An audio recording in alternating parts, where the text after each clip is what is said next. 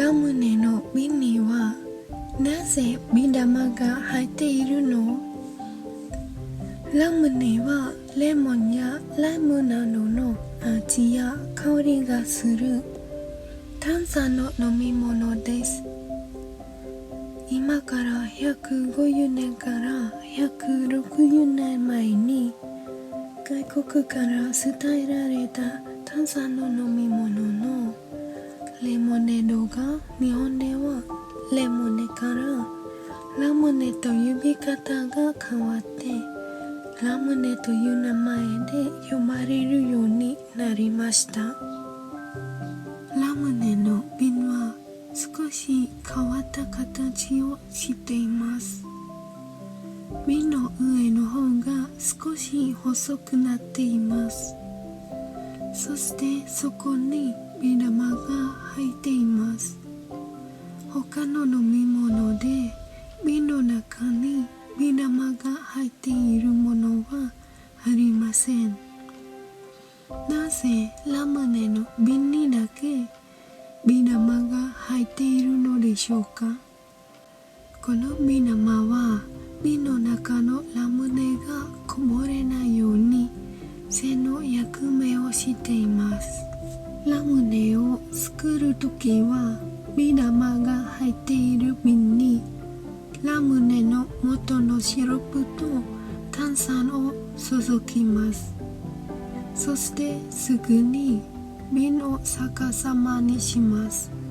するとビー玉が口のところに落ちてきてラムネに含まれている炭酸ガスの力で口をぴったりと塞ぎます。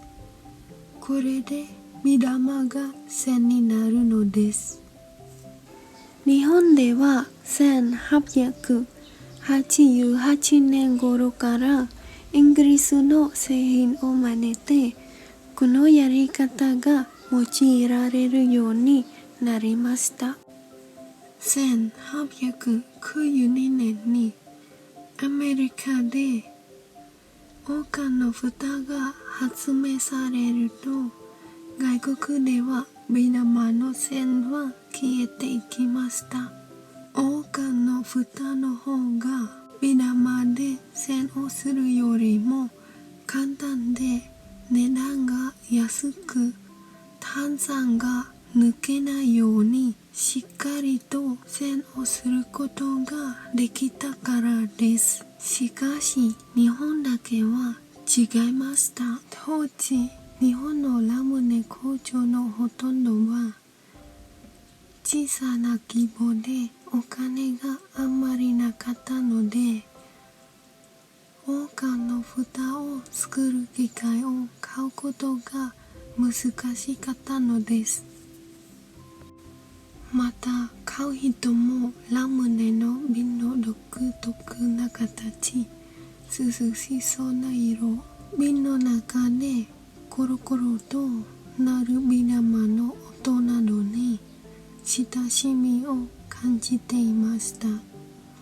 そのような理由から日本のラムネには今もビー玉の栓が使われているのです。